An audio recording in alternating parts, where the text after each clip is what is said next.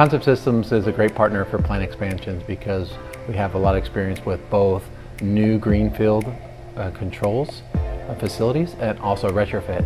So a lot of times in a plant expansion you have a little bit of both.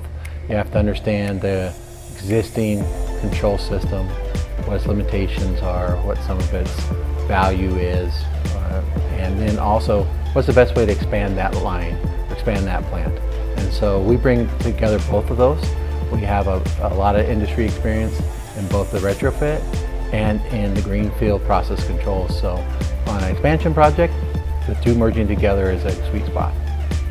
One thing about a plant expansion is that it takes a lot of coordination, takes a lot of organization. It's one thing to build a new plant. A lot of the time, you know, most people can kind of see the steps of building a new plant.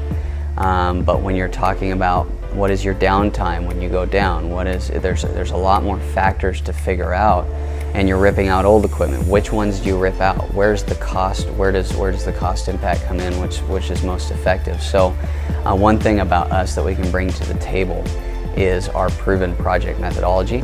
We're very organized. It's a proven methodology. We've been doing it since we started the company.